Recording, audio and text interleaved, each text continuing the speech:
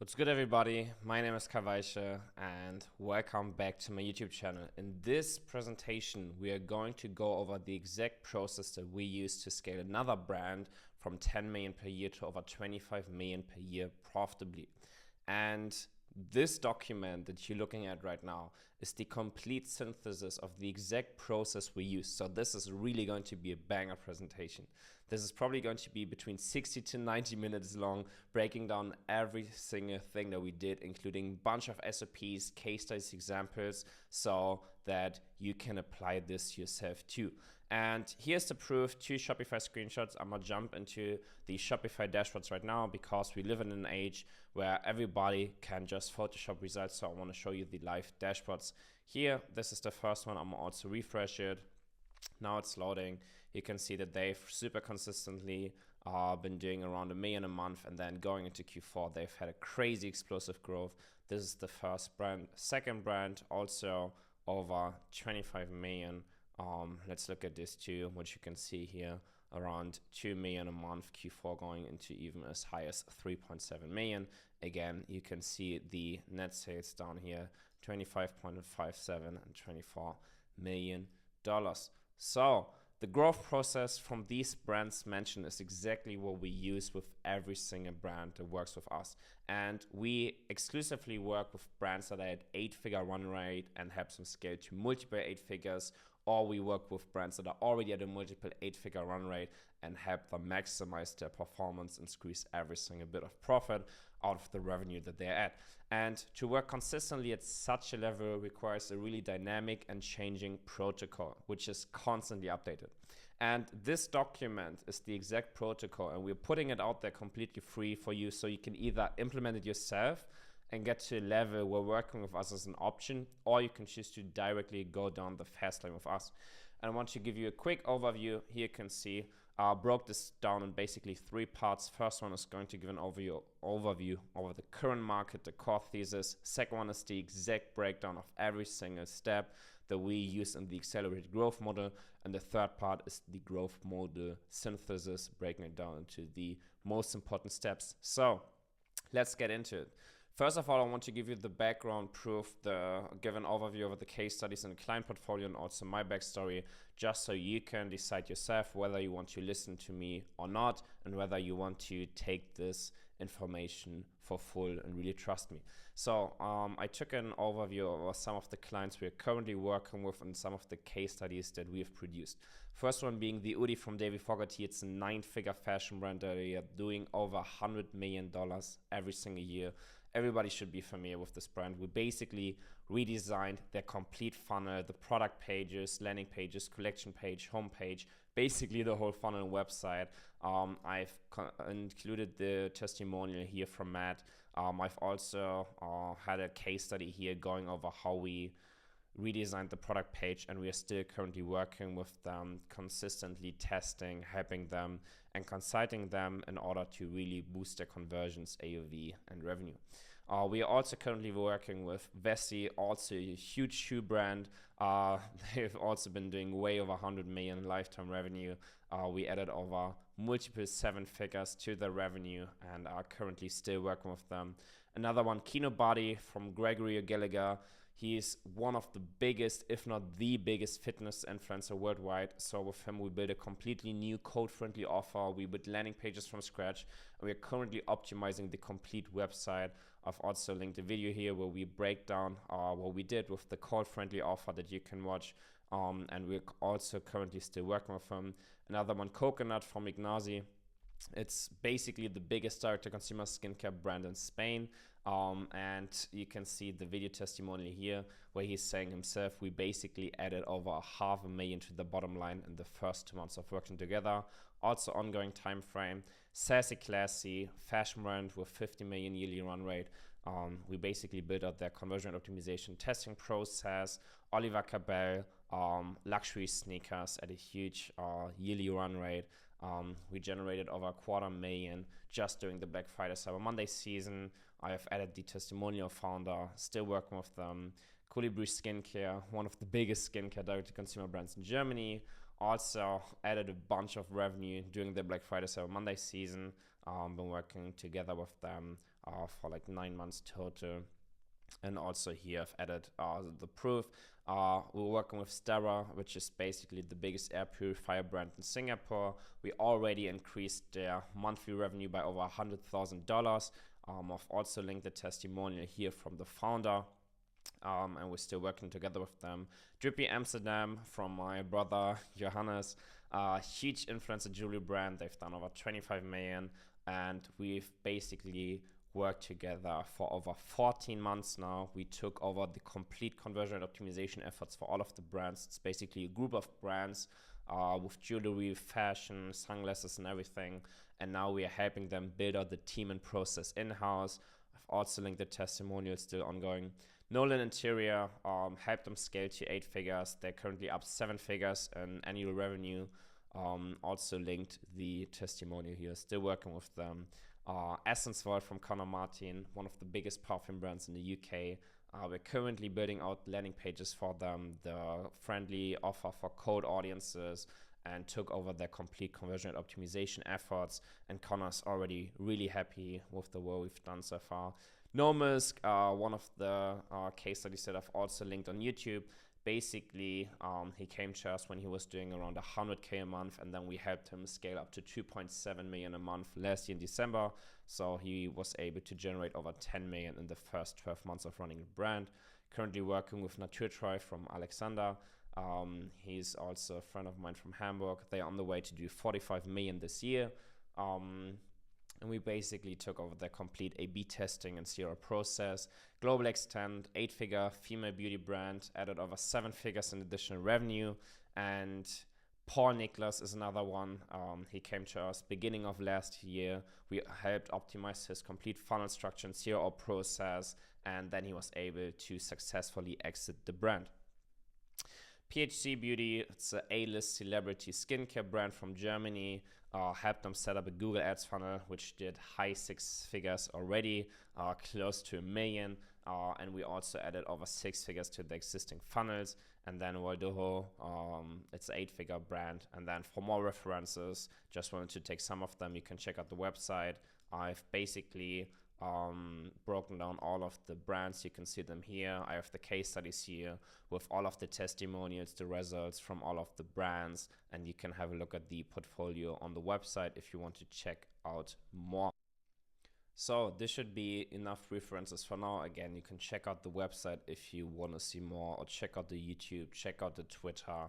You will find a bunch of case studies everywhere with the biggest and fastest growing D2C brands worldwide.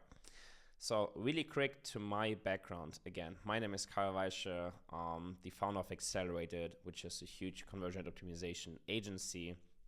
And I've been in online marketing since 2016 and obsessing with consumer psychology ever since. In 2021, I graduated with a Bachelor of Science in Business Administration and wrote my bachelor thesis about psychology and venture success. And now over the past years, I've worked with over 146 direct-to-consumer brands, including numerous top dogs in their respective niches, which you can see at the case studies in our client portfolio above that I've just been going through. And a lot of industry leaders and some of the biggest marketing events have invited me to share the cutting edge strategies with the audiences. You can see the AdWord this year. You can see the Geek Out Dubai last year from Nick Shackelford. I've been to the Vitao Live event in Oxford University, the ESS Mastermind from Alex Fedotov in New York City, Miami, Finest Audience Mastermind, Ads Accelerator Mastermind in Tenerife, Contra Düsseldorf, and many, many more. But so much about me. Again, I just wanted to give you a brief overview of our case studies, client portfolio, and me, just so you can understand yourself if you want to, again, trust all of the information in this document. So let's focus on what you will get out of this master thesis. And for that, I want to start going into the first part and give an overview of the current market and the core thesis. And basically breaking this down, the long-term goal of anybody running an e-commerce brand should be to generate a fuck ton of free cash flow that you can invest into your business to make it grow more and achieve escape velocity as a founder to enjoy the ultimate freedom.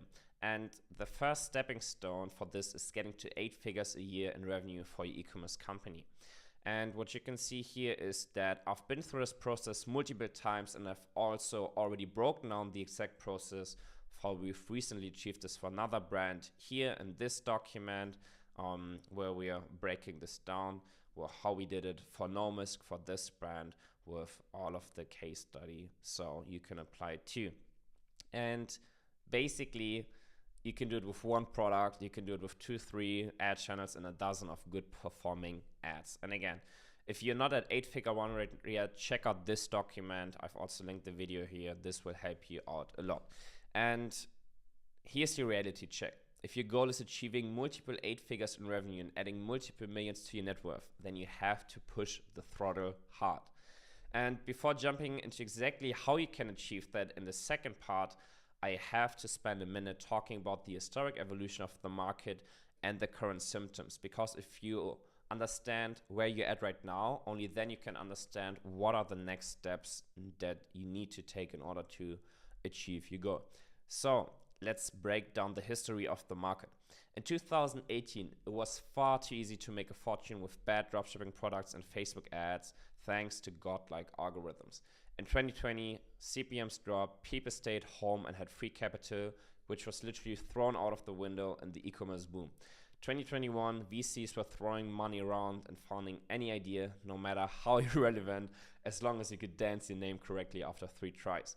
There was a huge bubble with VCs and that private equity money, which was crazy. In 2022, TikTok ads started working really awesome, and you were looking at numbers like Facebook in 2018 with ever improving algorithms. And all trends, if you were lucky enough to write them in time, have secondary consequences. They have ripple effects marked by growth inertia and delusion. So let's gather the understanding of the current market structure. And for that, I first want to talk about the theory of how markets and the economy behaves itself.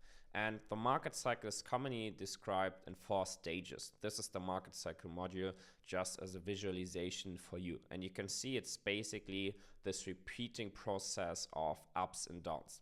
So first of all, let's start here at the down phase. First of all, you have the accumulation, which is basically the early adoption and the build-up of the momentum, right? Which is down here happening. Then you have the expansion, right? Which is basically the mass adoption and where the scale happens. It's shortly after the down, right? Where it's in the upwards trend again, which you can see here. Then we have the peak point, basically at the top, which is the tipping points where the early adopters that got in down here are getting out. And then after the peak, we have the recession, right? Basically this downward trends that you can see here, basically with mass dropouts of the markets. And these stages recur throughout economic history. And the frequency and the magnitude are dependent upon different economic variables, such as interest rates, employment rates, etc., etc. So let's have a look at the current situation in the second quarter 2023. It's May 2023 as of the recording of this video. We have massive layoffs across the tech industry, right? You see it all over the news. Google, Facebook, and all of these big tech companies are laying off dozens and dozens of employees. We have a full-blown war between Russia and the Ukraine. We have China who increased plant closures due to their zero COVID strategy.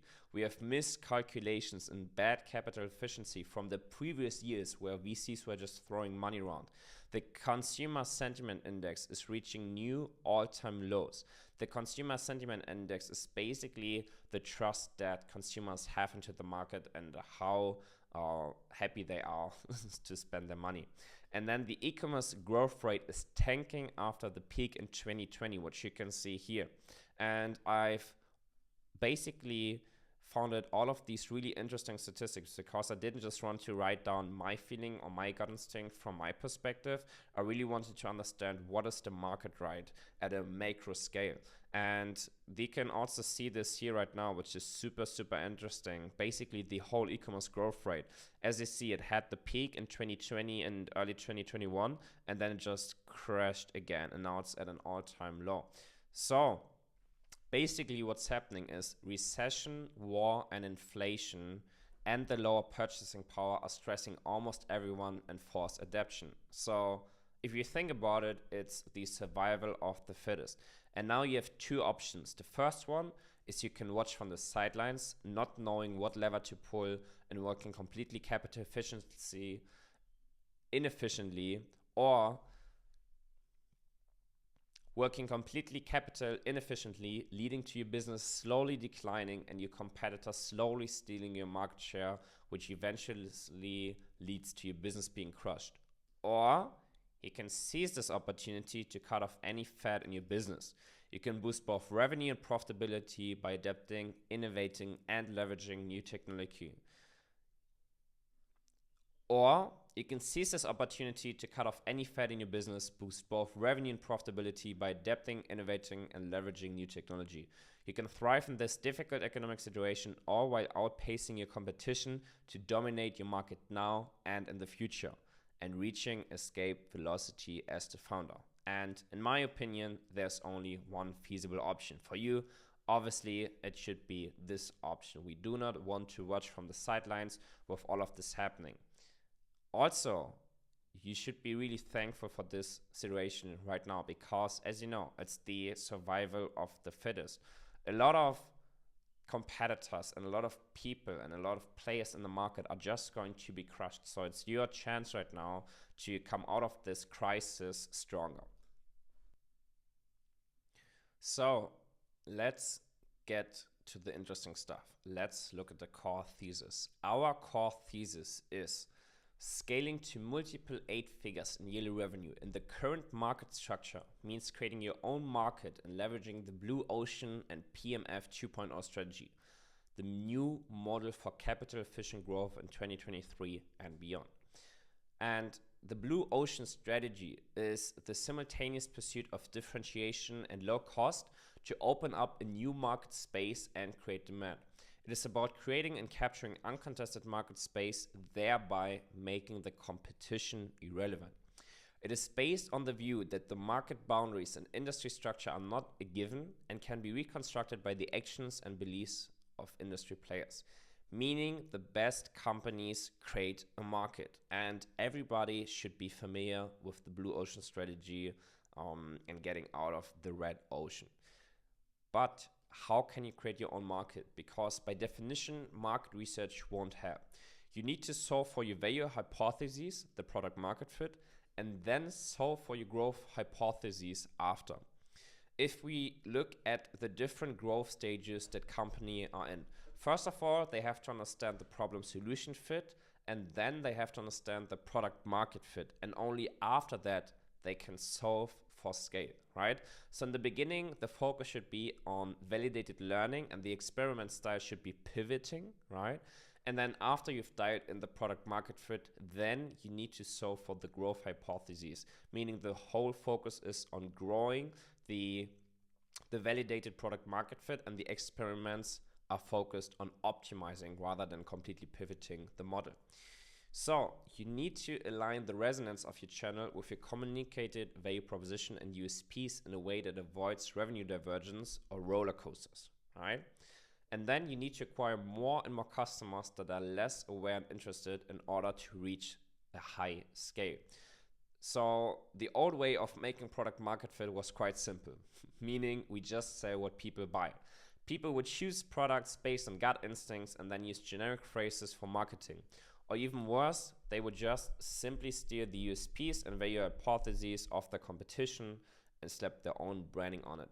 If you're in dropshipping, you know exactly what I'm talking about. And this is why it was so easy back in the days to do solid numbers with the same products.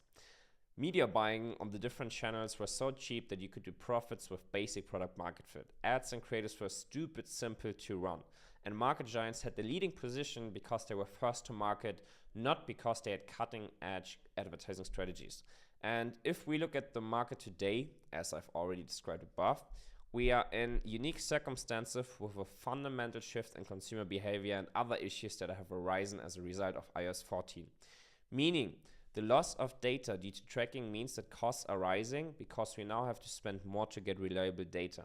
And last but not least, we reached a certain level of market saturation because the amount of advertisers reached a pinnacle and consumers are bombarded by an oversupply of offers and products. So the former blue ocean that we all have been in e-commerce turns into a red ocean. And a good example of this is my good friend Davey Fogarty from the UDI recently told me that he attributes a lot of his success to the right timing and positioning back then when he started in 2018. Meaning he has first mover's advantage in the market and got so far ahead of the curve that it's impossible to catch up to him now. But it also means that the trajectory of the brand that he's running would look completely different if he would start it right now in 2023. Ultimately meaning it is almost impossible to achieve success following the same footsteps, at least following strategies the old way. So to achieve sustainable success, we have to create our own artificial blue ocean. This will lead to lower acquisition costs, stable performance, and marketing efficiency ratio at scale, and getting more market share and dominating competitors. And now you may think, but how can I do it in a popular niche with no obvious differentiation possibilities, like shoes, like fashion, supplement, health, jewelry, with all of these oversaturated market? And the answer to that is simple. It's the product market fit 2.0. So let me explain. Because these are secret strategies that only the top 1% of marketers truly understand and apply. And it is also strong influence for the success of the case studies we produce and what you see above. And our goal with this is to artificially create a blue ocean which sets us apart from the competition and makes us independent from market situation and attracts our ideal customers. So we basically want to move from the red ocean and create a way bigger artificial blue ocean. And the secret in this is finding a message that resonates with your customers. And for this, I have two super interesting models. And you're probably familiar with wavelengths, right? And what you can see here are two different figures. Figure 1 is a message with the wrong wavelength, which achieves no resonance in the market. The second figure is a message with the same wavelength as your customers, which will result in resonance. So if you look at the first figure, this shows what happens when you introduce a product to the market with basic product market fit similar to everybody else. There's a certain delta between these amplitudes, meaning there's a delta between what the market really wants and the messaging you broadcast to them, right? So you never really resonate with the market and you miss the high amplitude of the wavelength. You somehow manage to generate initial traction revenue, but you aren't really able to scale past 8 figures a year, let alone reach a solid level of profitability. And figure 2 here shows what happens when you broadcast a message that resonates with the market in exactly the same wavelengths and results in a massive pull, massive word of mouth, and seemingly infinite scale while being profitable. You can see that you reach the exact same wavelength and you hit the big fat amplitude here with the same wavelength and you hit the resonance with your customers in the market. And this is the potential of creating your own blue ocean with an product market fit 2.0. Basically combining the right positioning with the branding of the brand and meeting the needs and desires of the markets. We create unique access channels with which you can profitably scale. To drive the point home, here's what happens over time when you try to apply scale in the markets, right? So this is a super simplified version of level of scale and time. Let's say you have a basic product market fit, so you are in the red ocean. Of course, you can scale, right? Of course, you can apply scale to it. You can raise your ad spend and everything. But what will happen over a certain time frame is that there's a ceiling that seems unbreakable for you. And what happens if you are scaling with an artificially blue ocean? There's no ceiling, right? Seemingly, there's no ceiling in the scale that you can reach because you are working in your own blue ocean. So what you will understand by now is that in order to create a blue ocean in a red ocean market, you need a deep understanding of the market and the ability to identify opportunities that others have overlooked. But how can we identify these opportunities? And the answer lies in data. Data is the key to unlocking insights into customer behavior, market trends, and industry changes. It can help us identify new opportunities and make informed decisions about our business development and growth strategy. But traditional market research methods are often inadequate in identifying new opportunities in a rapidly changing market. And this is where AI and machine learning comes in. So the question you have to ask yourself is, how can you leverage AI and machine learning to make better strategic decisions? The first step for that is to collect and analyze data. And this can be done through a variety of methods, such as customer surveys, website analytics, and social media monitoring. And once we've collected the data, we can use AI and machine learning algorithms to identify patterns and trends and make predictions about future customer behavior. And all of this input may seem a lot, right? So let me precisely conclude this before jumping into the exact process synthesis of how we apply all of this for e-commerce brands. At a strategic level, you want to double down on your core skill set and the most profitable market segments while shedding less valuable aspects of your business. You're artificially creating a blue ocean in your market, which enables rapid, profitable growth. In terms of business development, you're leveraging data points and AI to revolutionize your processes, reducing the resources needed to generate input and ultimately improving margins. Those who can adapt and execute now will transition to the new model of capital efficient growth and leverage new technologies for explosive and profitable growth. So now let's get to the second part, the accelerated growth model. The growth model you're looking at right now is a cutting-edge framework designed to drive sustainable growth for e-commerce brands. And it is the result of years of experience, millions of dollars invested, and hundreds of successful partnerships with direct-to-consumer brands. And at the core, it is built on the foundation of holistic data mastery, the growth strategy, testing programs, and full funnel optimization. And by leveraging these four key pillars, we can achieve rapid and sustained growth, even in the face of a highly competitive marketplace. And the key is its focus on mastering data and leveraging new technologies. So let's have a look at these four phases before breaking each of these down step by step. And I've also linked our SOP for the complete growth strategy roadmap so you can use it yourself. Now, first of all, phase number one is the holistic data mastering, because all of this is based on data, right? I've explained it above before. So by setting up targeted tracking and collecting both quantitative and qualitative data, we can get a deep understanding of user behavior and the consumer psychology. And this data can then be used to identify low-hanging fruits and big leverage activities, allowing brands to make data-driven decisions and optimize their funnel for maximum conversion. Then, secondly, we have the full funnel CRO, the rapid testing approach, and the iterating growth strategy. So the growth strategy component of this model provides brands with the roadmap for sustainable growth, because without the growth strategy and without the roadmap, you're basically lost.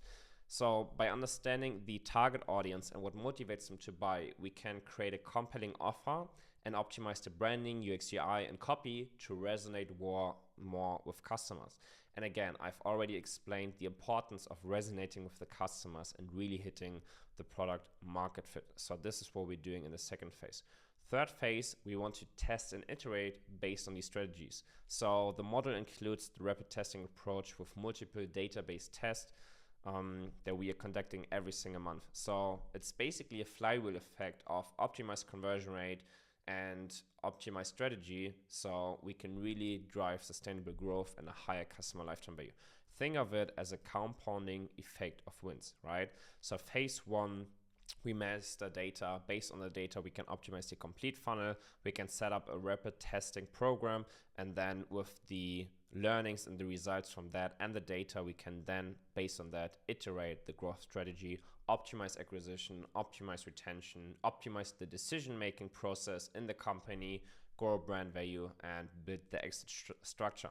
So what I will do now, and this is always going to follow the exact same template, I'm going to break down each of these phases with the exact step-by-step process so you can do it yourself. And then I'm gonna also break down the goal of each of the phases, just so you have the understanding and know exactly why we're doing this. So phase number 1, holistic data mastery. The purpose is to build a solid foundation for data-driven decision-making and gain deep insights into the target audience. And the outcome of this phase is a well-integrated tech stack, a comprehensive data analysis, and a thorough understanding of the target audience. You can see that the first step is the setup of the data tracking tools. The second one is collecting data points. Third one is the holistic data analysis. Fourth one is working with the accelerated AI. Fifth one is generating the deep target audience understanding. So let's get started. Boy, I'm really excited for this. Like, this is the most amount of data you ever, the most amount of value that you've ever seen in a YouTube video. Literally, there's so many SOPs in this. It's going to be mind-blowing. So let's get started. Tech stack setup. Many organizations don't have data, or the data is flawed, and this is due to mistakes in tracking or the data cleaning process. So therefore you have to set up targeted tracking to understand exactly how your users and how your customers are behaving. And there are several types of data points we collect and analyze to get a holistic picture of user behavior and consumer psychology. We have quantitative data on the one hand side, such as KPIs, conversion rate, average order value, bounce rate, session duration, all of that, everything that we can quantify and measure. And on the other hand, we have the qualitative data like characteristics, questionnaires, interviews, observations that we did that are not really quantifiable. And the tool stack you want to work with is Google Tag Manager, Google Analytics, Hotjar, and Microsoft Clarity. And basically, we have a whole team of data analysts just focused on setting up these tools because the data is so incredibly valuable. And as soon as we have this tracking set up and enough data is available, we can then evaluate the different data points. And at the same time, when you set up all of these tracking tools, you can build warning systems that are triggered as soon as there are deviations from the target goals in the data. And this enables us to act immediately in the event of unforeseen fluctuations and avoid loss of revenue. Example given, bugs in Shopify. So we had this happen, and I've just included a screenshot from a Slack message of the founder of one of the brands we're working with, where Shopify had this huge bug with the Google Tag Manager, right? So there are a lot of fluctuations, there are a lot of deviations, and you can have these warning systems. So it's not like customers are angry, are talking to your customer service team, and then they come to you and tell you, hey, something is going on in the online store, but you can act way before that. So this is the first step, setting up these data tracking tools. The second one is collecting data points and the data analysis. So you want to define key data points and metrics to be collected across the customer journey. Then you want to consolidate data from the various sources to enable the holistic analysis. And then you want to conduct an in-depth analysis of collected data to identify trends, patterns, and areas of improvement.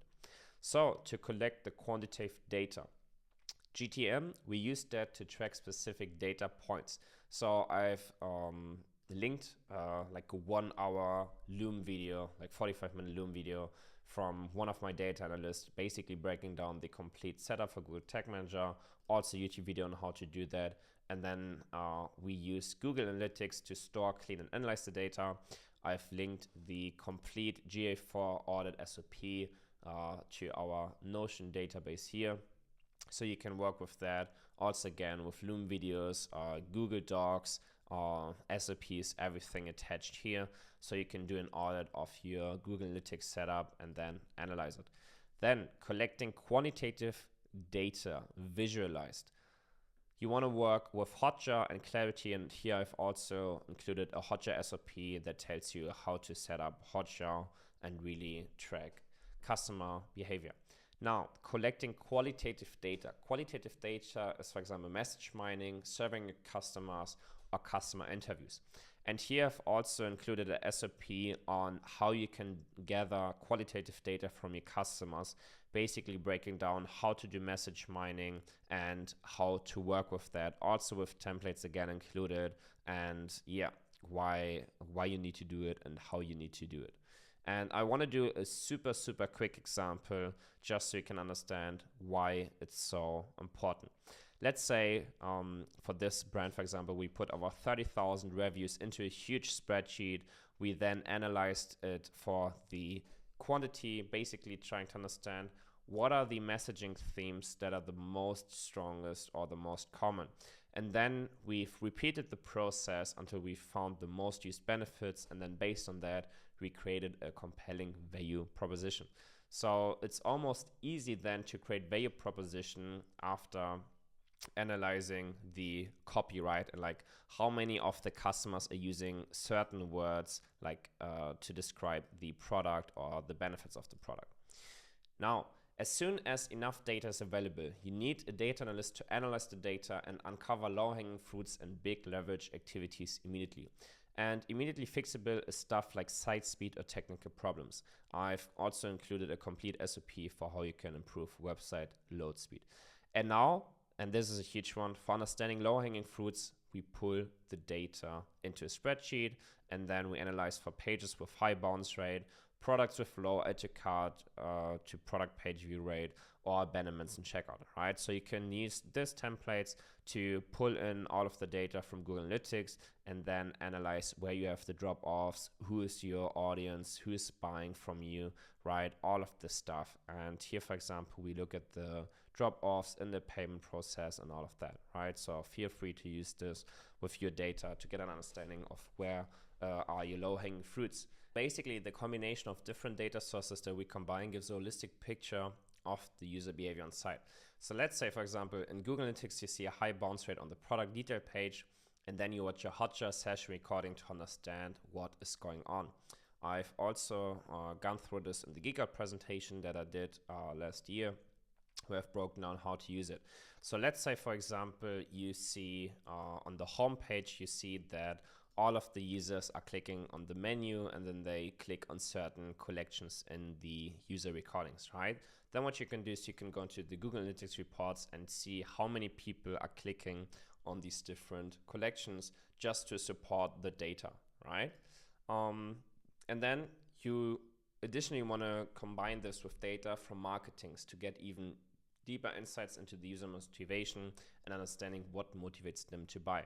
I've linked the video here where I talk with Marin from the UDI, right, where we basically break down how we work together on the UDI, and he also talks about how we basically exchange all of the learnings and bring all of the data points together. So the more data is collected, the more possibilities we have in terms of analysis. Think of big data. And at a certain point, we can use AI and machine learning algorithms to do real-time personalization for every single user. But you do not want to sit there all day going through this yourself, right? You want to automate this process and leverage new technologies. And this is where the accelerated AI comes in, because this is your quantum leap advantage. So what we've did here with the accelerated AI, we've basically built a software that connects to Google Analytics, to Shopify, and to other tools via API. And it intersects all of the important data points of the business. And we can leverage this new technology to automate the data analysis and maximize efficiency. So this basically helps our data analysts so they don't manually have to clean all of the data, go through the data, but it does that already for them, right? And then tells them what they need to do, where they need to watch out for, and gives this great overview. And then what we do for market and competitor research, we pull every single aspect of the funnel, like the creative, targeting, pages, user flow, checkout, emails, and whatnot, into flowcharts that enables us to stay cutting edge and ahead of the competition. And this is what you can see here, right? This is what we do with all of the funnels from competitors. So we have a really great understanding of what their customer journey looks like.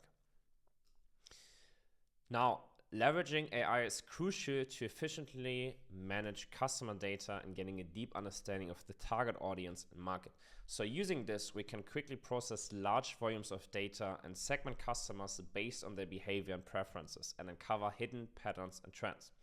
So this leads to a comprehensive and data-driven understanding of the target audience and enables you to tailor your marketing and product strategies to better resonate with the customers. So next point is the deep target audience understanding. So this is achieved through the AI-powered data analysis, which is the basis for optimizing the complete customer journey. And now what I want to show you is how you can bring all of these data points together and use scientifically based methods to get a deep understanding of the most important factor of your customers, which is why they buy, so their motivation. And what I've linked here are the limbic map and the motive compass breakdown. And these are super important. And this is the cutting edge advantage that nobody has. And I want to give this to you, right? And this is what our clients get. And what I've done here is I've also linked breakdowns and internal trainings for all of these, right, where I explain them and how to use them. Super quick overview. Basically what we're doing here is we understand what are the driving factors in the purchasing decision of your customers, right? So from the psychology perspective, what personality are they? Why are they buying? What are their needs? What are the motives, right? What gets them to buy and what gets them to finish the purchase? So these are super important scientific modules that we use to then better resonate with the customers and really align the website, the offer and everything with them. So we hit really great message resonation. And then the second most important factor is why they don't buy. So based on the data, you can also derive their fears, uncertainties and doubts. And this tells you how you need to position the product for the highest conversion possible. And it also tells you which psychological triggers to use with the target audience. So what I've linked here is a huge framework that we use where you basically have the different phases of the purchasing decision and then the different psychological triggers that you can use here.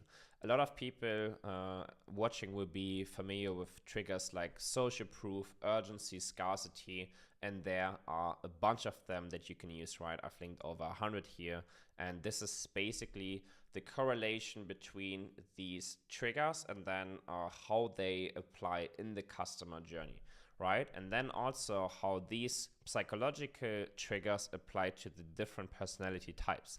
And now you're probably like, whoa, this is so much information. So what I want you to do is after the video, go into the Google Docs, go into this presentation and take your time, watch these videos where I break down this and explain how you can use it, because this is super cutting edge, right? Nobody is doing this. And this is why I want to put so much emphasis on this. So really quick example, how we applied it to a direct-to-consumer skincare brand. So through the research and data analysis, we identified the exact messaging that we need to use that resonates with the target audience. And we've also found out that the most effective psychological trigger to drive conversions was social proof. So with this information, we updated the homepage with a value proposition that speaks directly to the target audience desires. And then we also included social proof in the form of customer testimonials and reviews, which help build trust and credibility with the potential customers. So with all of this theory here, right, this is how you apply it. This obviously is like one use case, but this is how you can apply it by understanding what does the customer want to see, what is important for them in the value proposition, and what are the psychological triggers. So as more data is collected and various dynamic elements become available, the algorithm can test and optimize customer journeys more granularly. And this also leads to increased performance for single and multi-funnel strategies of the store. So as the learnings that emerge from the process have a positive feedback loop and an upward spiral, because we can transfer them to acquisition and also to retention strategies. So the elements that are displayed on the store can be used before and in the marketing, and they can also be used post-purchase to increase the conversion rates, to enhance retention, and to boost post-purchase performance. And this can also be used for marketing ideation to better address the target audience or quickly and efficiently tap into the new audiences with minimal risk. What I mean by all of this is if we find something like this, right, we can then give it to the marketing team so they can already use it in the creatives and show a lot of social proof and use the value proposition that we have here so that there's a congruency in the customer journey. Now, the last point in the first phase is applying consumer psychology, because the current situation is that brand operators change their store according to copycat and or a hippo principle. Copycat meaning you go to a competitor site and then you basically just rip all of the design elements without knowing whether the competitor has tested those or not. Or you are a hippo, meaning you have a supervisor that specifies changes purely based on own preferences without knowing what impact the changes will have. So you basically invest resources to implement arbitrary changes and cannot probably analyze the impact of the changes after, but there's a better way. You want to do a target group analysis to determine which user segments are attracted to the store through marketing. Then with the target group analysis, the behavior patterns with the highest conversion rate probability are determined and tested. And then with the test results, you can determine the actual performance of behavior patterns for the target group. And then based on the performance of the behavior patterns, you know the target group even better and increase the probability of winning future tests as you learn more and more about what works and what doesn't work for the target audience. And this is the feedback loop that I've been talking about. The more you test, the better you understand the target audience, the better the results become, the faster the performance of the store increases. So this is the way you should go about, right? And what you will also see through going through this, all of this is based on another.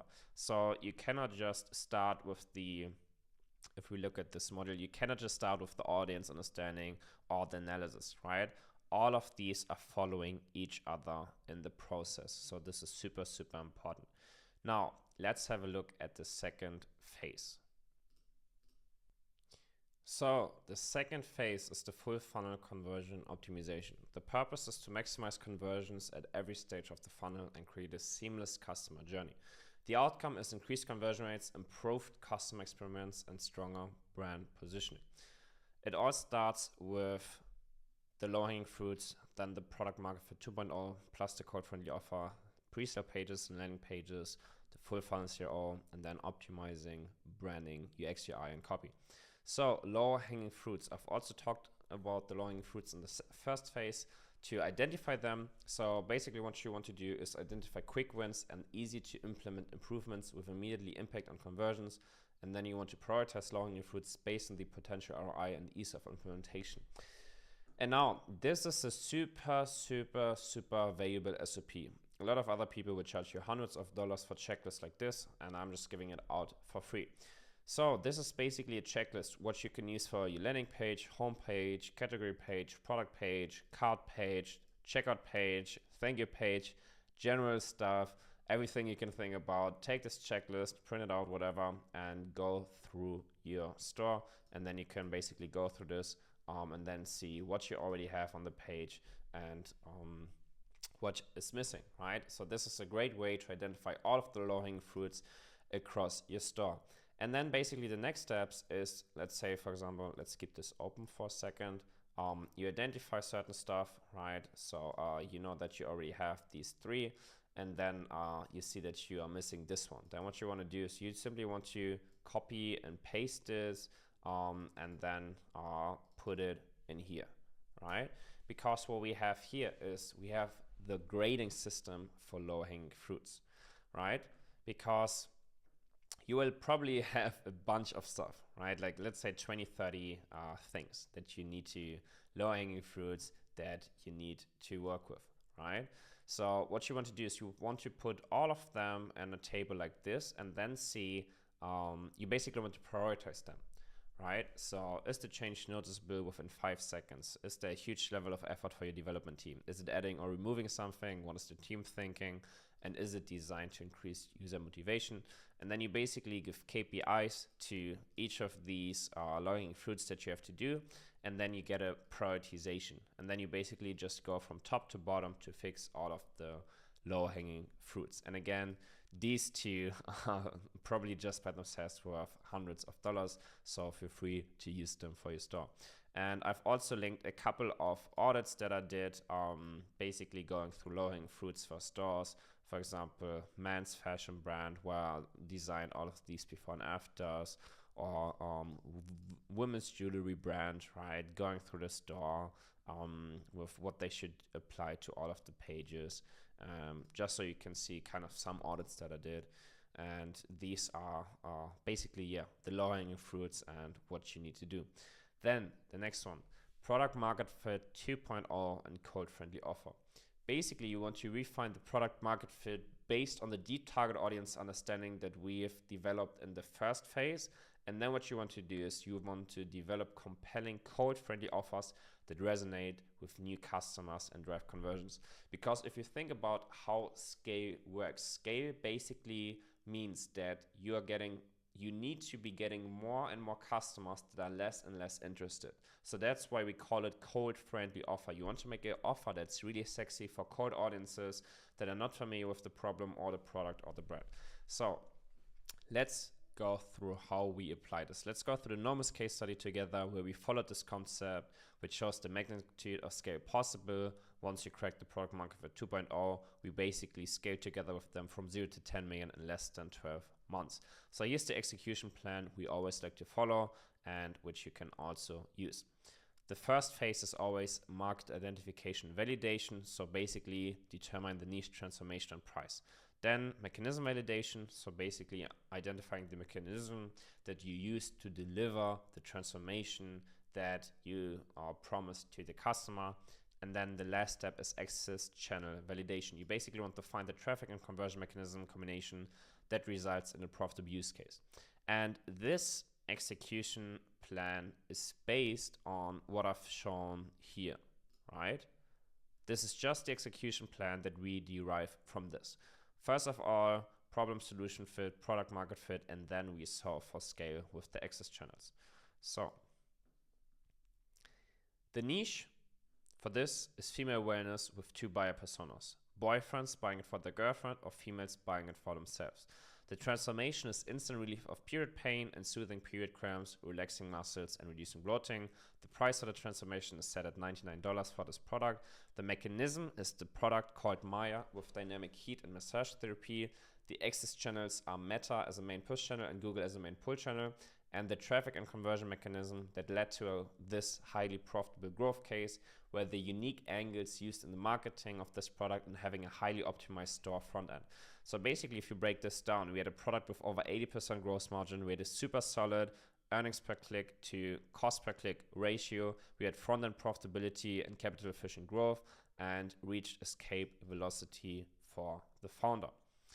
So let's go through a case study of the cold-friendly offer application. This is the case study for KinoBuddy, where we created this new offer that resonates really well with cold audiences. The niche is young men who desire high status, the ripped look, dating success, and to be in the top 1% of men. The transformation is to skyrocket testosterone and build a leaner and stronger body in 30 days.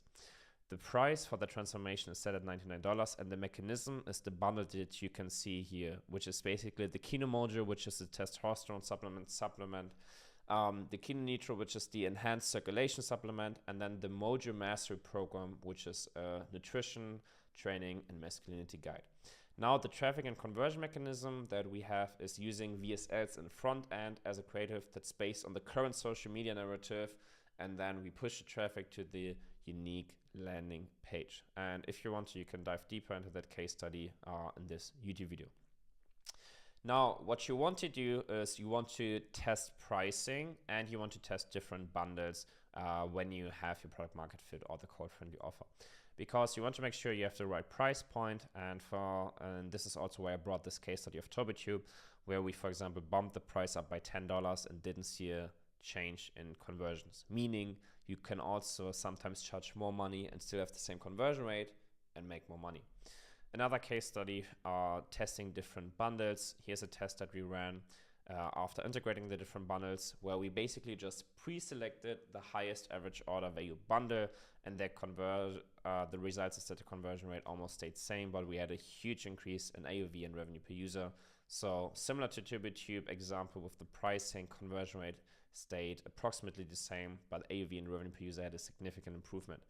So basically what you want to do first is product market fit, code-friendly offers, and then you want to test around the pricing, bundles, and then cross-sets and upsells to really get the most out of the AOV and the front-end profitability. Now, the next step in the journey is the full funnel conversion optimization.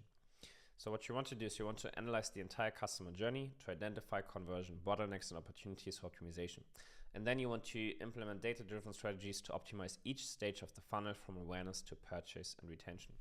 And here I've included some screenshots from a presentation that I did to go over the most important aspects that you need to include in your funnel. So homepage, you want to have a really strong hero section with a great value proposition, social proof, and the call to action.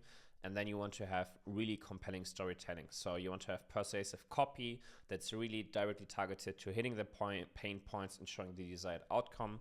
And then you want to establish trust by showing reviews, press releases and brands, show happy customers, and again, show social proof. If you look at the product pages, you basically want to mimic sales pages. So here I've linked 2 examples for how we did that for the Udi and for Nomus. For this is the product page that we did for the Udi, where you can see that it's basically a long form sales page where we have all of these elements and not just a usual product page. For Nomus, you can see that we also have a super individual sales page with all of these important elements. So it's not a regular product page with just a product and description. It's a really nicely made long form sales page that you should use. Then what you want to do is have your product images set up as a sales funnel. And again, you can see I will link the presentation underneath, or you can click on it. And then you can analyze all of this yourself with all of the documents, all of the SUPs. So the product images on the pages should be built like a sales funnel. I've also linked like a bunch of examples here and the breakdown of how you want to structure your product images. Again, I'm going a bit quick through some of this because this whole video is going to be super long. And again, if you see aspects in this where you think that you need to improve, then you can just take your own time after watching this video and understanding the process to then target that and optimize it, right? I've also, if you want to watch the case study for the product pages, how we did it for the Udi, I've linked it here, where I break down exactly how we built this product page. And then for the card drawer, I've linked a Loom video showing how you can improve the performance of your card drawer. Right? For the checkout, what you want to do, basically what you want to focus on, you want to remove the anxiety. So you want to give them, and here again, example of the Udi, you want to give them a guarantee, communicate transparently, and then also future pace them, right? So these are the most important aspect of the different steps in the funnel. Now let's look at landing pages and pre-sale pages, because sometimes we design and optimize high converting landing pages and pre-sale pages tailored to target audience segments. And the landing pages are designed specifically for a particular campaign, product, or promotion, and can provide visitors with a targeted and relevant experience. So tailoring the content of the landing page to the message of the campaign or promotion with a clear call to action can attract more visitors and customers. And what you will find from watching this video is that I so often focus on the messaging fit, the resonance with the customers and the users, because it's just so important, right? You will find this throughout the document. Everything is based on each other. So landing page example, I've linked the Figma breakdown here of how we built it for this company. Basically, this just taking a second to load, where I break down all of the different elements, right? Hero section, product section, founder story, handling objections, buy box, FAQ, newsletter, all of the different sections, just so you can reverse engineer it and use it yourself to build a landing page like this, right? So basically, you want to better align with the ads and keywords to have consistent messages, designs, and keywords between the ad and the landing page. So what you want to focus on is the message match because then it increases the relevance for the visitors.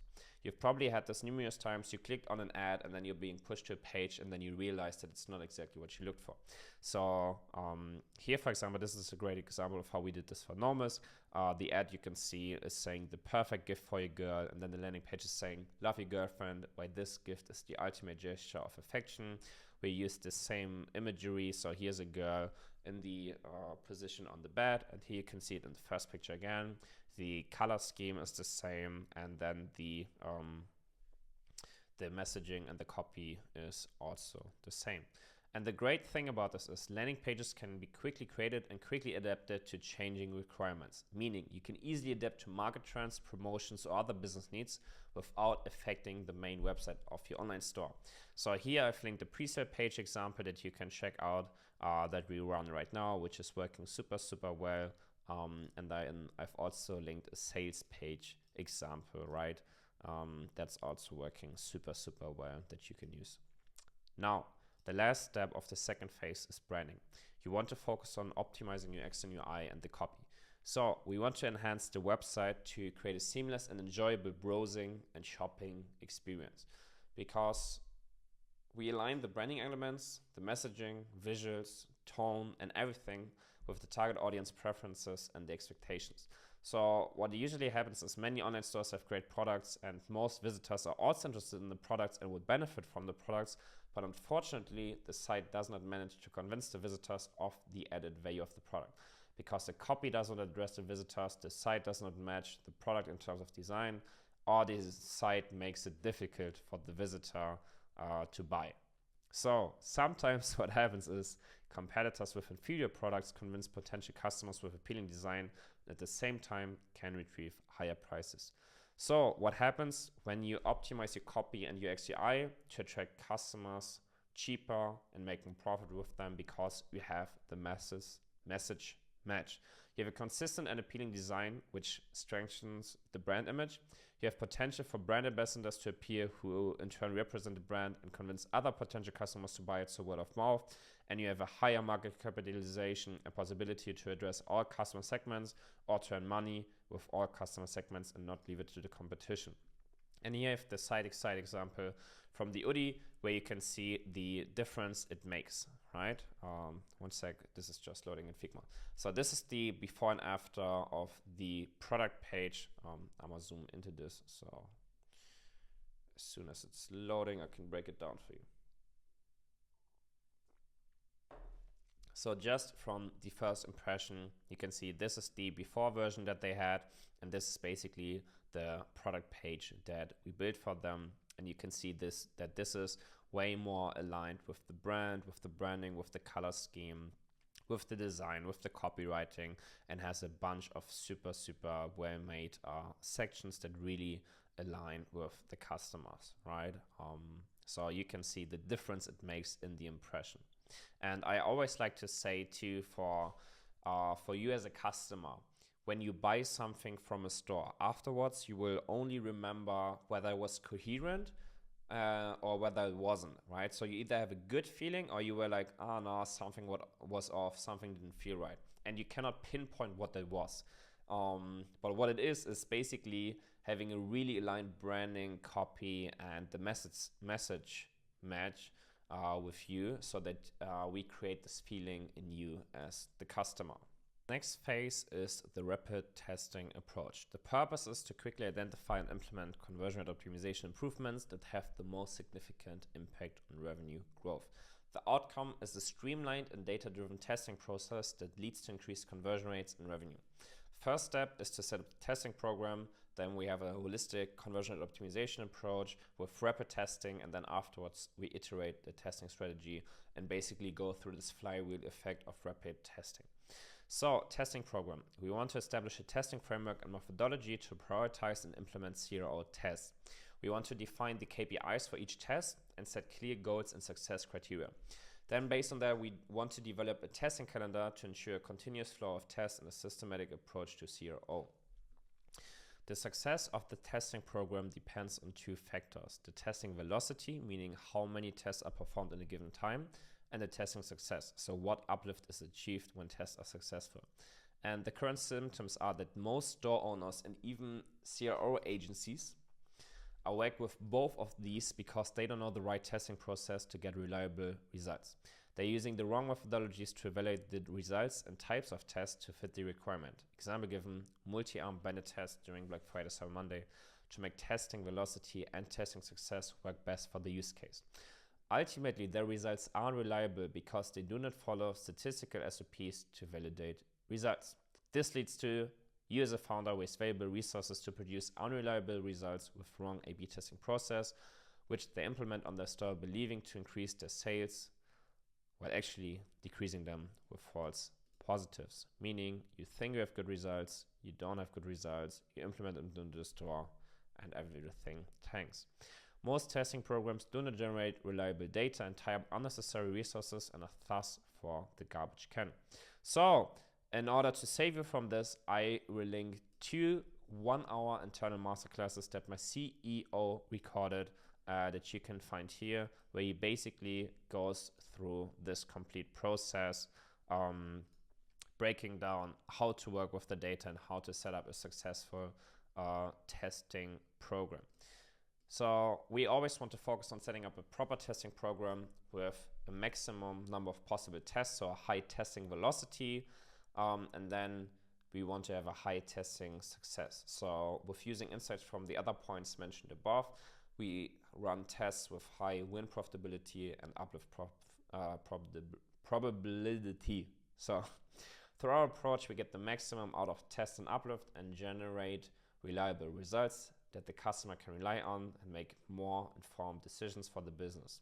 At the same time, we learn more about the target group through reliable results. So,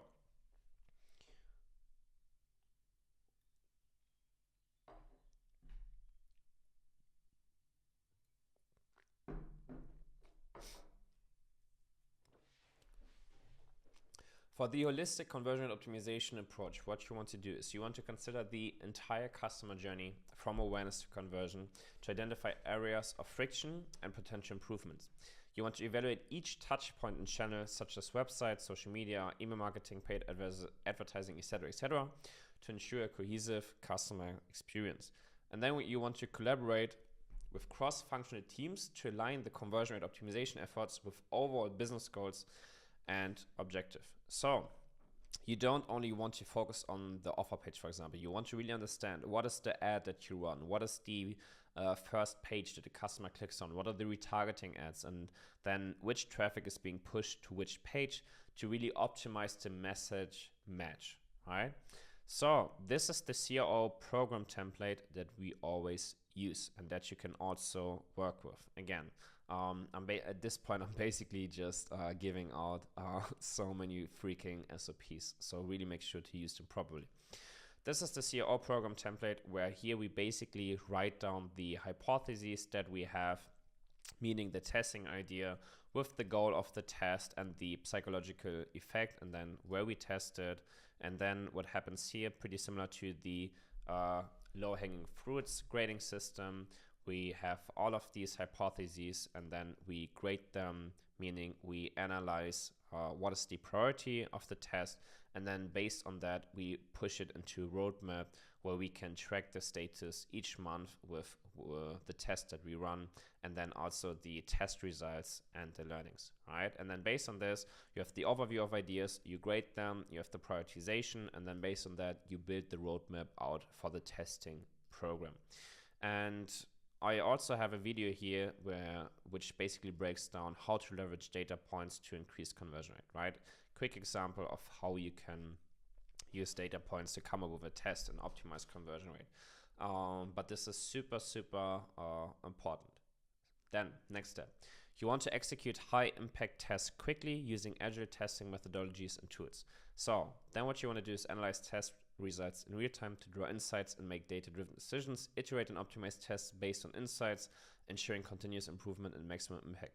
So here is an example from the homepage from Vessi, and we showcased the desired outcomes of the users in the form of this before and after state. Let me zoom into this so you can see it better. what we have here before Vessi, after Vessi, right, where we talk about the current situation and then their desired situation. And the current results show that the second variation, this one, is outperforming the control, right? Revenue per user increased by almost 50 cents. The AOV increased by almost by over $9, and we have a change in conversion rate by over 16%. Now you can do the math yourself for a brand that's doing multiple millions a month, how much this increase in revenue per user and conversion rate means for them. And this is the magnitude of scale possible with testing and conversion rate optimization. And then basically what you want to do after all of this, right? You set up the testing program, you break down the roadmap with all of the tests, then you have the rapid testing approach, really doing high impact tests and a bunch of them every single month. And then what you want to do is you want to iterate the strategy based on that. So you regularly review and update the overall conversion and optimization strategy based on the test results and insights. So you identify new opportunities for improvement and adjust the testing program as needed. And then what you want to do is share learnings across the organization to foster a culture of continuous improvement and data-driven decision making. So here, for example, we'll also zoom into it a little bit. We ran this test for Coconut, which is this brand here, right? There's the biggest direct-to-consumer skincare brand in Spain, basically. And we ran an upsell test in the cart drawer. And what happened was that the upsell worked super well and resulted in a 20% improvement in additional revenues, right, for these products. Now, the ideation, right, and this is what I wanted to focus on, iteration and ideation. If you have a winning test like this, for example, right, where we implemented the upsell and the cart drawer, which worked better, then you want to think about, okay, how can I optimize my testing strategy based on that? So the ideation was to also include an upsell in the checkout page, right? Because we saw this upsell work super well in the cart page. Now we also implement it into the checkout page. And this is what you want to do. With Vessi, for example, if we see this before and after working really well on the home page, we would then come up with a before and after we can also use on a product page, right? Something like that. You always want to iterate the strategy based on the learnings that you have. The last phase is iterating the growth strategy that you have as a brand. So what you want to do is continuously refine and optimize growth strategies, focusing on acquisition, retention, decision-making processes, and brand value. The outcome of this is a sustainable and scalable growth strategy that leads to multiple 8 figures in revenue while maintaining profitability. So we want to optimize acquisition, retention, decision-making, we want to grow brand value, and we want to build an exit structure so that if you want to exit, you can. Now, the first thing is optimizing acquisition. So first of all, you want to analyze the customer acquisition data to identify what are the high-performing channels, what are high-performing campaigns, audience segments, creatives, and all of that. And then you want to refine the targeting, messaging, and creative assets based on the data-driven insights from the first and the third phase, right? Where we've collected the data, analyzed data, and ran tests. And then you want to continuously test and iterate acquisition strategies to maximize the ROI and reduce customer acquisition cost. What's super important, and that's why I have this example here from Matt from the UDI, is you want to closely exchange learnings with the performance marketing team. So you want to know the impact of every change with empirical results because the effect is directly measurable. And you want to have certainty in decision making and get away from gut-based decisions. So with them, for example, their team ran this test for the creative where they tested different hooks calling out social proof, right? And they have basically given us the results and communicated that the star rating callouts are doing much better for performance, right? And then I can take this learning and run it as a test on the product page, for example. And what happens also is that doing all of the phase 1, 2, 3 is that your ads run better, get more engagement, have lower CPMs and CPAs. And I have this in this video here where I talk about this stuff with Sebastian, right? Where we talk about the different scaling steps, right? And what happens, and that at a certain point you need to work with CRO, with the preset pages, landing pages, and everything. to get more out of your performance marketing efforts, and then have this flywheel of learnings between the teams, right? Then optimizing retention. What you want to do, obviously, is monitor the different metrics that you have, like the repeat purchase rate, customer lifetime value, and all of that, to identify where can you improve. And then you want to develop strategies to increase customer engagement, satisfaction, and loyalty. And you want to leverage different segmentation strategies to personalize and therefore deliver more relevant and timely offers, content, and communications. And what we see is that community building is super, super essential in 2023 and beyond to drive customer lifetime value. So this is why we're doing that with KinoBuddy right now, that we have a school group where we have all of the people who've bought the challenge that I've been talking about earlier, where we bring them together, right? Because a community is a great way as a differentiator to your competition, because your customers that are in the group, they build a relationship with each other, and your brand and your product is basically in the middle of that. And this is also how you can drive retention rates and drive customer lifetime value. And then it also leads to optimizing decisions. So you want to establish a data-driven culture that empowers the teams that you have to make informed decisions based on the insights and analytics that you derive. And you need to implement a system for tracking and sharing key learnings across the organization. And then you want to have this culture of experimentation and learning, and you want to encourage the teams that you're managing to test new ideas and iterate on the strategies. And this is a screenshot that I took from the video that I did with Johan Fontonda. He has been doing CRO for big corporates like Nike, who are running these programs since ages, right? So having this like systemized data-driven approach to run experiments and tests and CRO supports you to make better decisions. And this will compound over time, right? Good decisions, what you can see here, compounds over time. And here's what happens if you don't do that. Because making bad decisions works against you and also compounds over time, right? And this is why it's so important. Again, you're probably familiar with this concept of putting 1% improvements on what you're doing every single day leads to a huge increase, right? And I also linked this video here if you want to understand more about the decision-making framework of the biggest brands worldwide. Now, last step, growing brand value and the exit structure mindset. With all of this that we're doing, with improving the message market fit, with improving the branding, UX, UI, the copy, more resonating with customers and users, higher retention, better acquisition, and a congruency between the funnel, is that we grow the brand value, right? And what we want to do is we want to plan an exit strategy. And let me explain why this is important. We want to plan the exit strategy already at the beginning of the business journey, just to make sure that if you ever want to exit, it's smooth and it's going to be successful. So it is important to identify like the long-term goals that you have and how you plan to achieve them through a sale or transfer or whatever of the business. And for me, it's more about having the exit structure mindset. It's not necessarily whether you want to do the exit or not. It's more about having it as a mindset of how you build the company, how you build the organization, right? And how you structure it. So you want to have a clear and well thought out exit plan, because this can help you make better business decisions and it also increase the value of the business. And we want to establish this mindset early on in the decision-making process so that it's laid out for the long term. What I've did here is I've linked a presentation from a friend of mine who is done over 50 successful exits. I've linked the presentation here, which basically guides you through what is important for doing an exit and also different case studies, right? Super great presentation. I've also linked the YouTube video.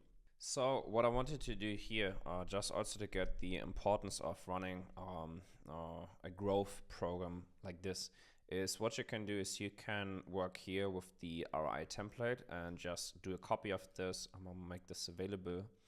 You can just do a copy of this and then use this to understand the difference it does for your business, right? With like different scenarios.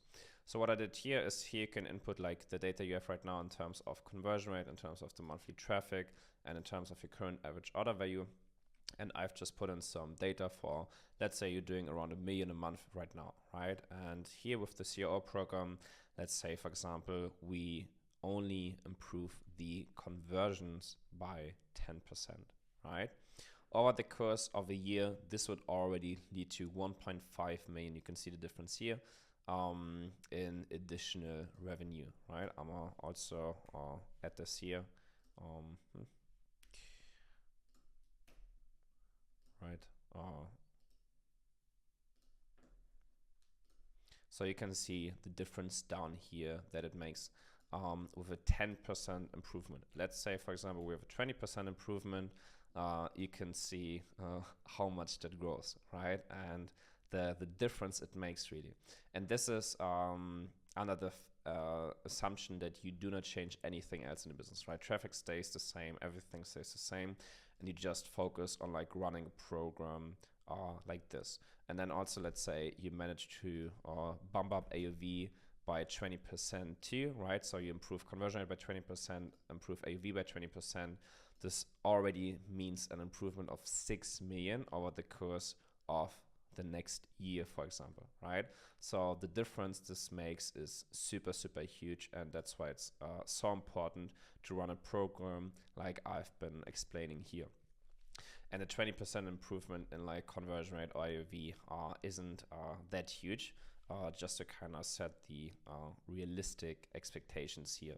And again, you can play around with this yourself. So let's say, for example, over the course of a year, you manage to get a conversion rate from 3% to 4%, and maybe the AOV from like 100 to 120, maybe even 125.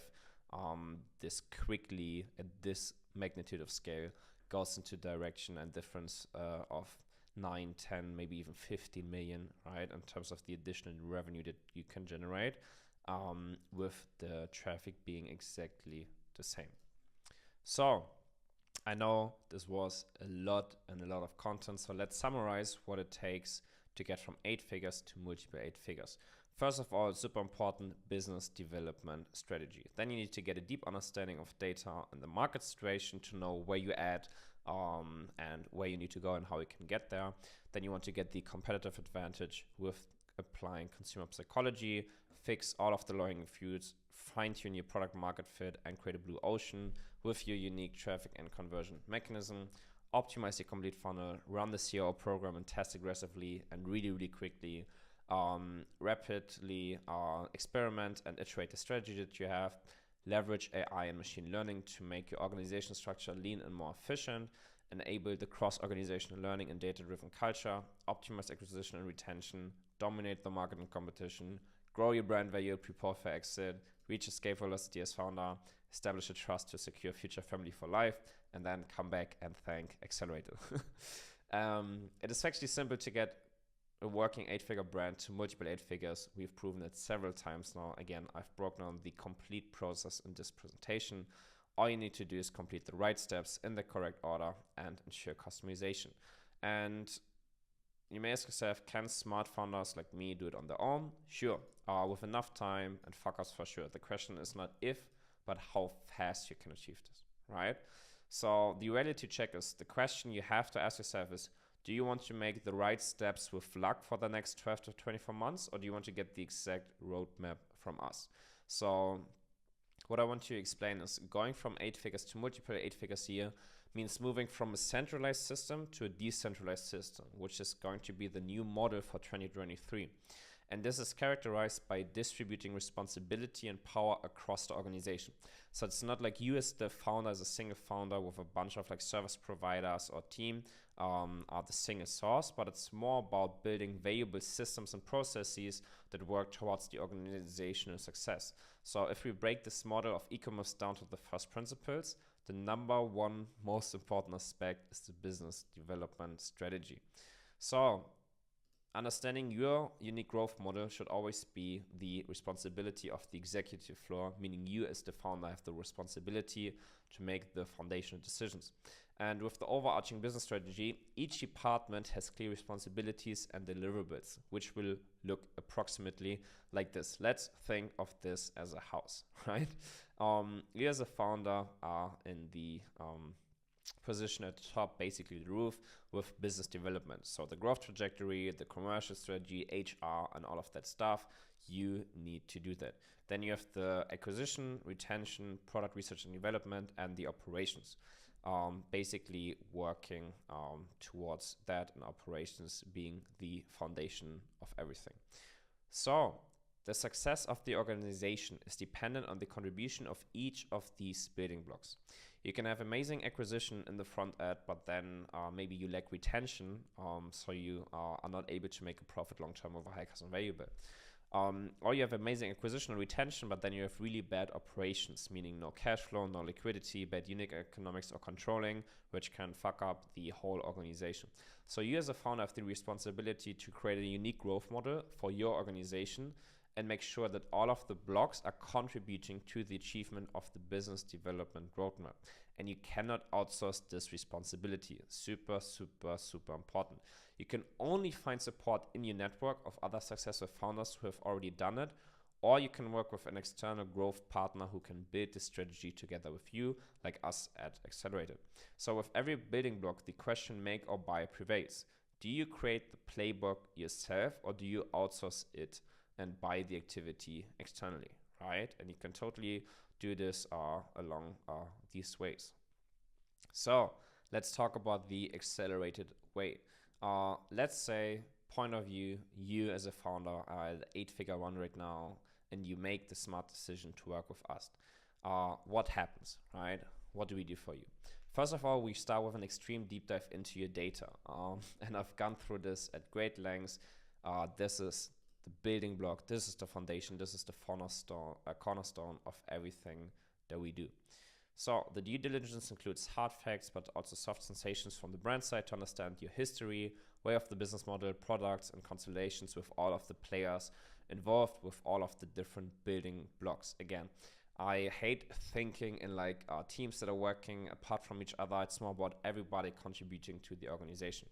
And basically our onboarding is super efficient, that our clients are super happy to get rolling on the same day. So with day one, we work with great speed. And based on all of that, the facts, the data, your business history, trajectory, we build a projected ideal state, right, where we want to take the brand. And then we break down this ideal step into the wireframe of how we can get there with the individual roadmap and all of the players that contribute to this. Meaning high-level data analysis, brand and product strategy, offer strategy, backend processes, CRO program, landing pages, retention systems, branding and awareness, data-driven decision framework, etc., etc., etc. Right? Again, from our side, we don't take over media buying, we don't take over creatives, we don't take over email, CRM, operations whatsoever. Our focus is on mastering the data, mastering the funnel, and really running the CRO program. And the ripple effect of that is optimizing acquisition, retention, decision-making, and improving the brand value, right? So think of it as us coming in, running the CRO program, and being the growth partner to build the business strategy together with you. And what we commonly see doing this is everybody has their own struggles and is on their own journey, right?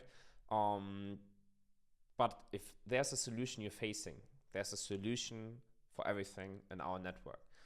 Meaning, every couple of months, we have in-person masterminds where we bring together the smartest minds of the direct-to-consumer space with experts we know that can help. And you're only invited to these by being our clients. And over the past couple of years, by doing this, we have established a high-level network of D2C brands, agencies, hedge funds, marketers, experts, whatever you think of, you name it. And you will instantly get access to this network. So if you have a problem, whatever it may be, PayPal hold, Shopify problems, you need creatives, you need cash flow planning, right? Anything you may have a problem with, we have a solution in the network. We've proven this over and over and over again, and all of our clients can vouch for this. And you will also, for example, get access to legends like Will Hudges, who scaled Organifi from 18 million a year to 100 million a year, right? I've recently uploaded a YouTube video where he gave me a consulting call, which is like 35 minutes long, where he gave me a whole consulting, and you can watch it on YouTube and you will get access to people like him. So let's round this up with the call to action. If you're still here, watching here, I've basically broken down all of this, everything we do, and you can even apply this yourself. So what I want to say is that me, myself, as a business owner, I was always looking to get the edge. I always wanted to be in the top 1%. I always wanted to be cutting edge, right? Just understand like what are the new stuff that we need to apply.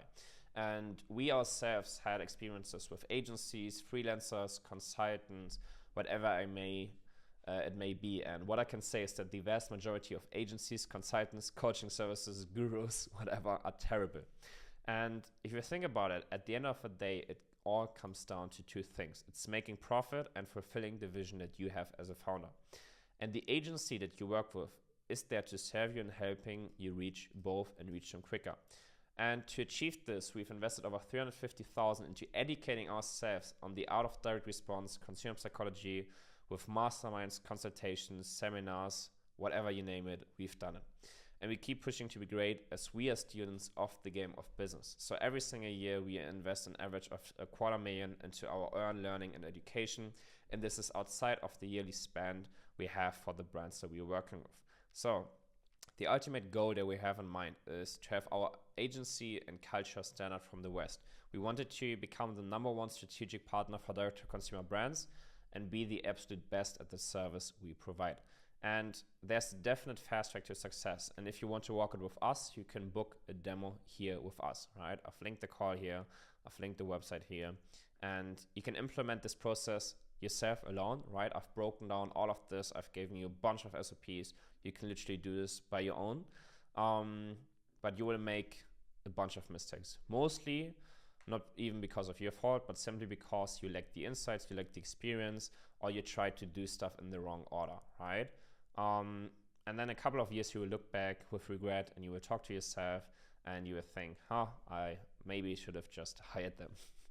Because you can do it with much higher probability of success in a fraction of the time. So if you want to fast track, book a demo call with us to see what it can look like for you here. And just, click here to directly book a call with us, and then we can see what this looks like if you work with us.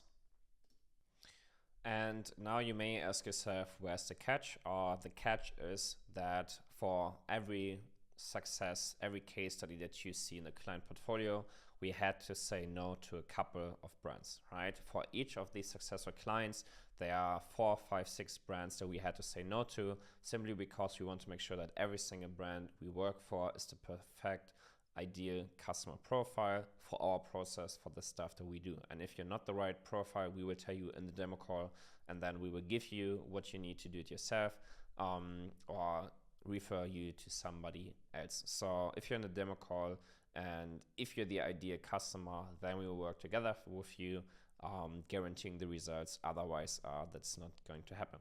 So references, you can find a bunch of stuff on our website where I show everything, whole case studies, overview of brands, case studies. You can find a bunch of testimonials. You can find the process and thesis with a bunch of free resources, white paper, flowcharts, everything.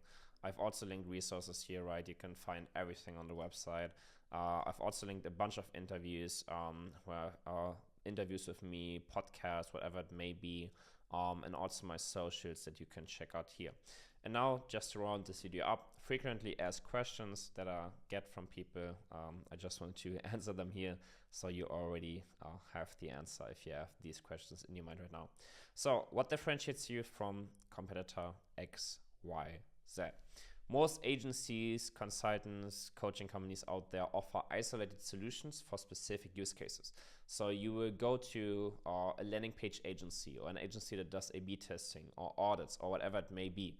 And I believe that the time of isolated solutions is over and a holistic approach is the future. So for us, we combine all of these efforts in one together with the growth strategy. Another question that I'm also frequently being asked is, if I give all of this content away for free, why should I work with you? What do we get from working together? And I'm basically working to Alex Hormozi's motto: give away the information, sell the implementation, because nowadays we live in an age of information overload.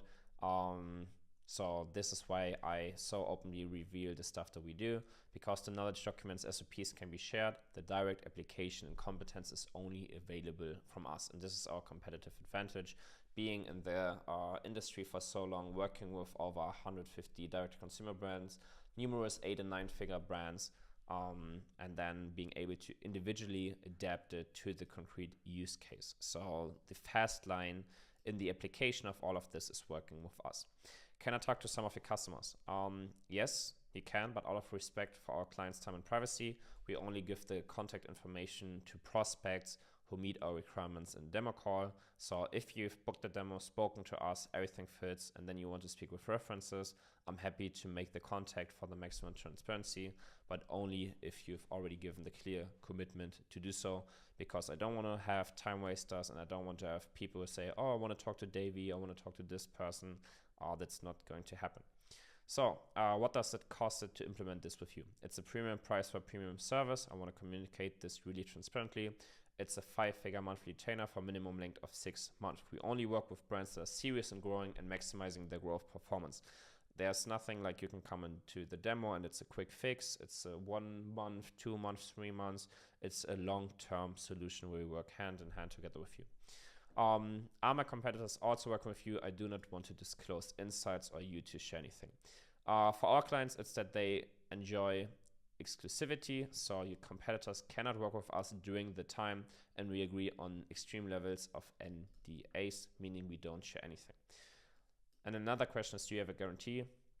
And yes, I always give a guarantee, which is that if you do all of this stuff by yourself, it will cost you years longer than working with us. If you find anybody that's getting the same results that we do, I'm happy to hear about that, to exchange with them, and we guarantee a really, really high ROI, and I will give you the details in the demo that you can book here. So again, I hope you enjoyed this. It's basically the whole synthesis of literally everything that we do, and I will link the document under the video below. Make sure to let me know what you think, and then apply to work together with us on the link here.